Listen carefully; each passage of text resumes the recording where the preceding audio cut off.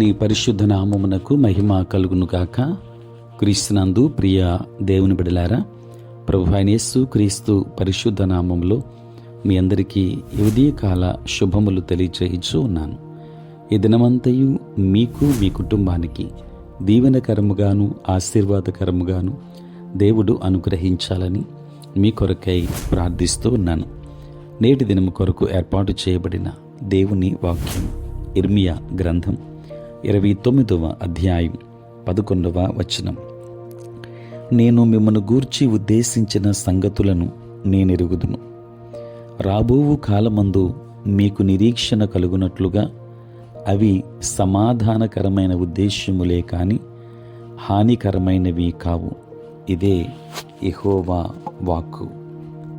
ప్రియులారా, నేటి దినము కొరకు ఏర్పాటు చేయబడిన ధ్యానాంశము, నీ పట్ల దేవుడు ఒక ప్రణాళికను కలిగి ఉన్నాడు.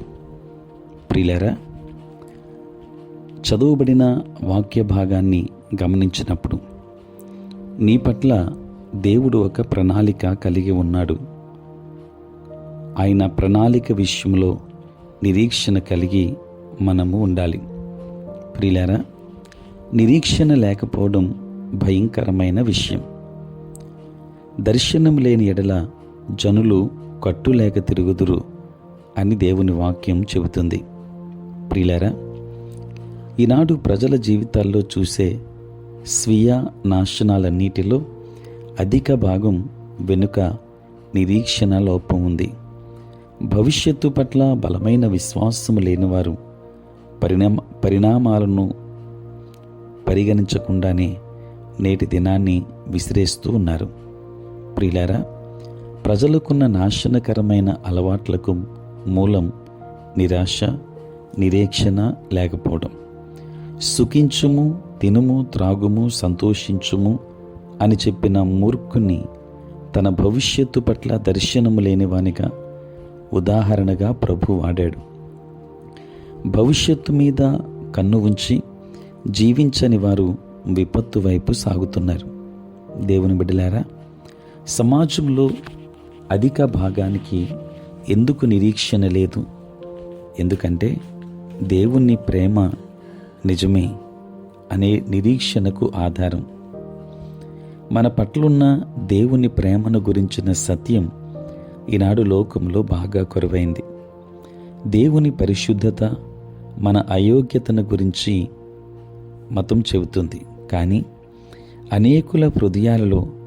అనేకుల క్రైస్తవుల హృదయాలలో కూడా నిజమైన దేవుని ప్రేమ వాస్తవముగా లేదు.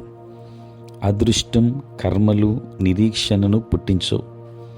సమస్త విషయాలను మన మేలు కొరకు కార్యం చేసే దేవుని వ్యక్తిగతముగా ప్రేమించి తెలుసుకోవడం మాత్రమే నిజమైన శాశ్వతమైన నిరీక్షణనిస్తుంది. దేవుని ప్రేమ అన్నిటినీ నిరీక్షిస్తుంది. ప్రియులారా, నీ జీవితం పట్ల దేవుడు ఒక పరిపూర్ణ ప్రణాళికను కలిగి ఉన్నాడు. ప్రస్తుతం నీవు ఎక్కడ ఉన్నా సరే, త్రోవ నుండి ఎంత దూరం తొలగిపోయినా సరే, నీవు ఎక్కడ ఉండాలని దాని గురించి నీ పట్ల దేవుడు ఒక పరిపూర్ణ గమనాన్ని రచించాడు.